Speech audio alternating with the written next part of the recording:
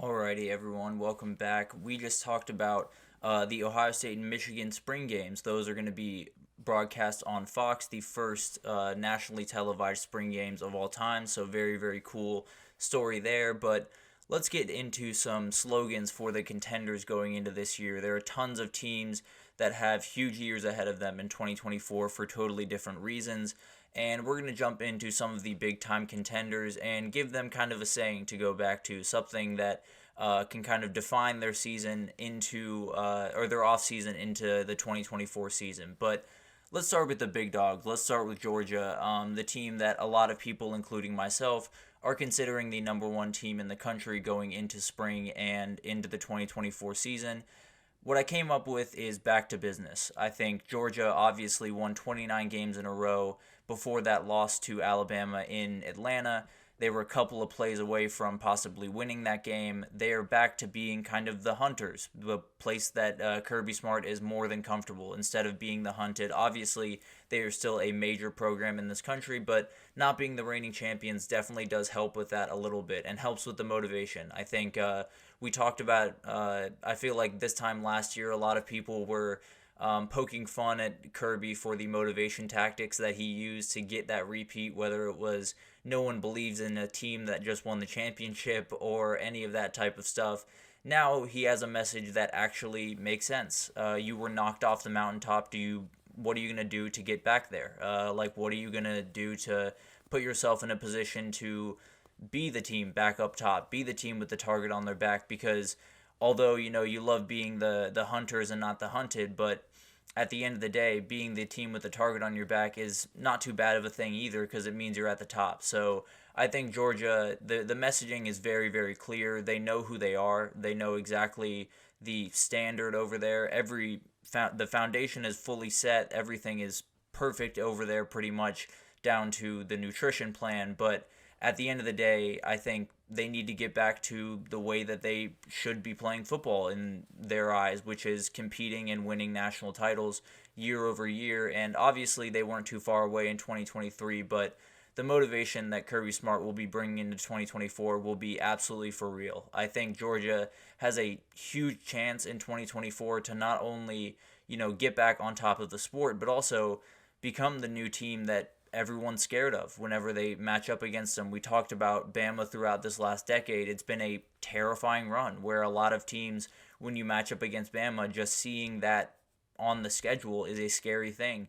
Georgia is becoming that team, and I think if they go on a remarkable run and win another title in 2024, they're starting to scare people the same way that the early parts of Bama started to scare people, where it was like, this team is not getting weaker year over year. You can't just beat them one year and hope that they slowly start to fade away, because they come right back stronger. So I think this is a huge year for Georgia. I think they are going to get back to business, and I think Kirby is definitely going into those guys a little bit more aggressively this time around. But let's get to another team in the SEC that a lot of people are dubbing as the number two team in the SEC, in the Texas Longhorns, coming in from the Big 12. Obviously, a lot of pressure going into this season.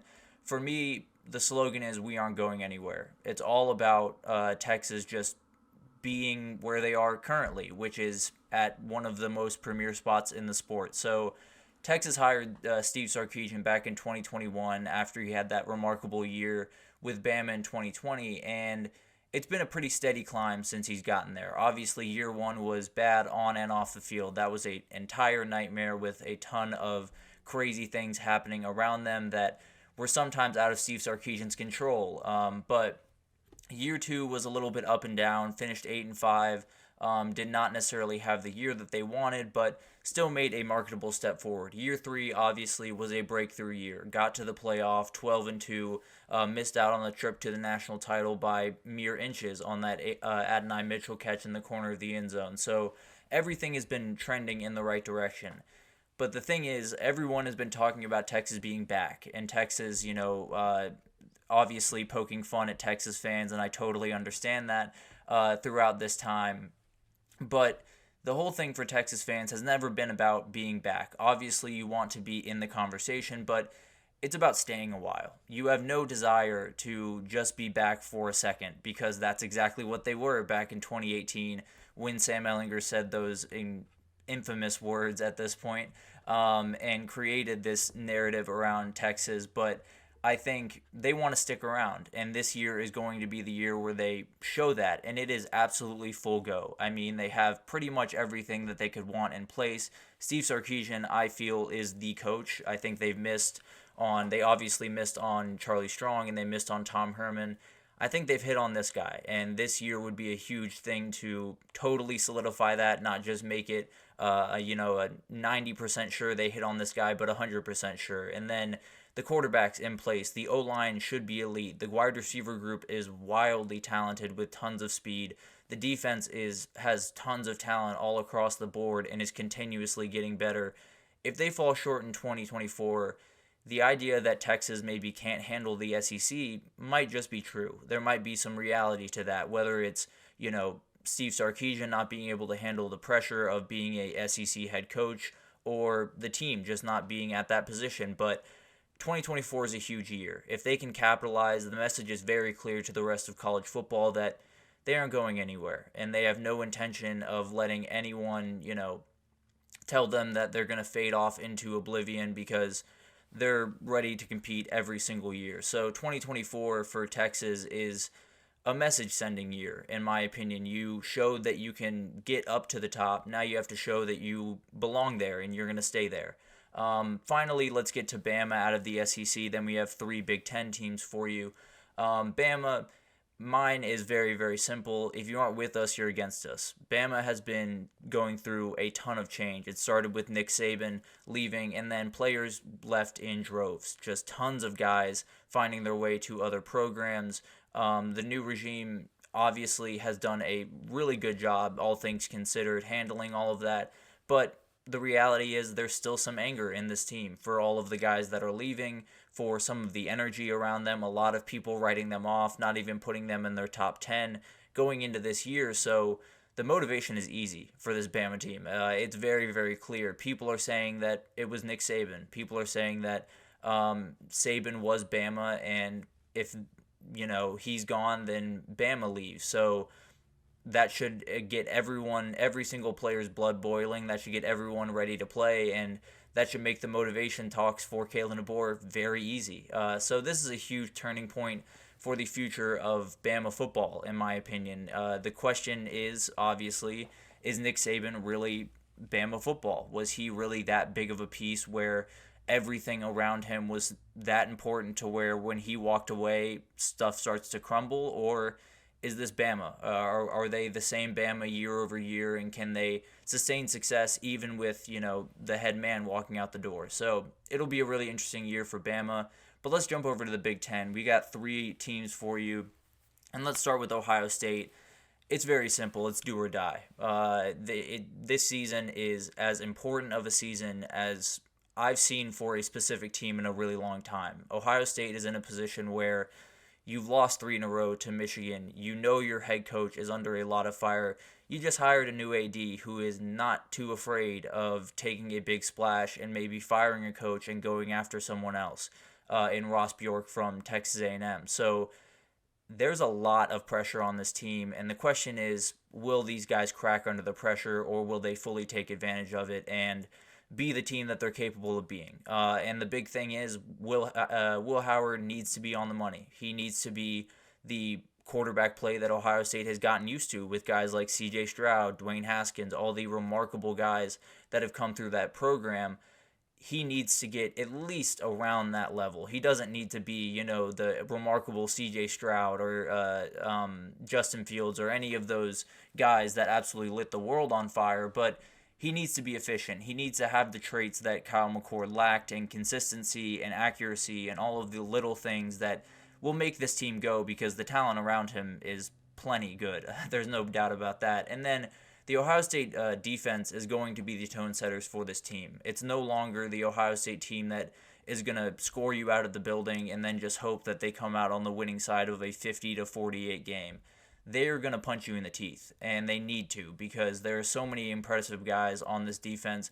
There's so many big-time names that found their way back to Ohio State, and then obviously bringing in someone like Caleb Downs, who I personally think is the best defensive player in the country, only adds to that. So they have a chance to be one of the top defenses in the entire country. They need to be the ones that set the pace for this team, and I think if they can do that, Ohio State might just be able to subside all of the talk around them and win a national title and shut pretty much everyone up. So it'll be very interesting to watch that. And then let's get to Oregon. A very interesting team this year. Obviously, Bo Nix out, Dylan Gabriel in at quarterback, so a lot of change. But for Oregon, I think it's we belong. They need to prove that they are at the position that these other teams are at. Oregon has been pretty much right there under the top tier since Dan Lanning has been hired. They're a player or two away from being in the playoff a year ago and being in a position to go to the national title. So we'd be talking about them a lot differently if a couple of games in that Pac-12 championship went a different way. So they're obviously sitting right on the cusp of being one of the elite teams in college football. This is the year where I think they could break through and show that. They have a great chance to show that with Ohio State coming to town in, I think, week 6, if I'm not mistaken.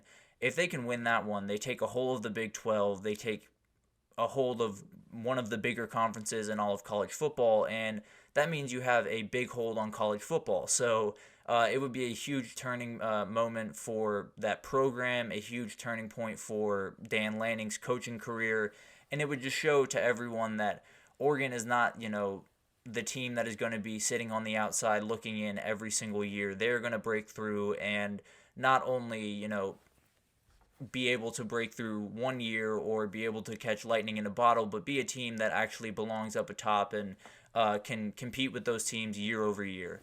And then finally, Michigan, the team that we have talked about a lot, and we will talk about even more in the next segment here. But Michigan, in my opinion, it's no Harbaugh, same Michigan. The energy around Michigan the last couple of years has been different. I think everyone has taken notice. Jim Harbaugh does not coach football the same way that a lot of guys around college football coach it. He is as hard-nosed as it gets. He's going to have tough teams. He's going to have teams that play really good defense and tackle really well and are good on both lines of scrimmage. And that's important for Sherrone Moore to carry over into this new group. I think he has a ton of guys heading out the door. He has a ton of guys that are going to the NFL level, or a couple of guys that have transferred. We talked about Rod Moore's injury. Tons of stuff happening around that program that he has had to deal with, and a lot of people are writing him off for that reason. So he needs to essentially follow what we talked about earlier in the Kirby Smart 2022 motivational path, where tell everyone that no one believes in you. Tell everyone that everyone is counting you out, and see how they'll respond, because I think there are a lot of people in that locker room. Donovan Edwards and Mason Graham are probably the big-time ones that know what the Michigan standard is and know what it looks like and know what they need to do. So use those guys and kind of let those guys lead the way and be the ones that maybe shock the world in 2024 and come out, after a year where they lost all these guys to the draft. There's no way they can respond the way that they need to and run back what they did a year ago. Maybe you can, if you can, pull off the same type of energy, the same type of we're going to punch you in the teeth over and over until you yell uncle type of approach that Jim Harbaugh had. So it'll be really interesting to see all of this unfold. I think there are tons of more teams that I have thought of throughout this process, and we'll definitely be getting into some more teams, because obviously that was SEC and Big Ten. Got to give some love to the ACC and the Big 12 throughout this process. So that's definitely not the last time you will see slogans. Definitely had a lot of fun doing those, but we're going to take our final break here, and when we come back, we're going to talk about a Hot Take Thursday, and we're going to talk about Sherrone Moore kind of versus Kalen DeBoer in a sense. I'll give you my take on who I think is in a tougher position heading into 2024, but stick around for that after this.